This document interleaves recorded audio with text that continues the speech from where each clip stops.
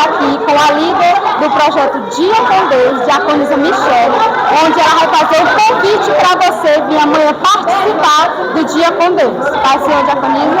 A paz do Senhor Jesus a todos, né?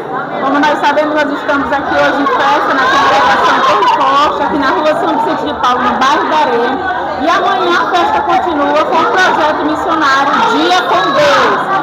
E já eu quero fazer um convite especial para você.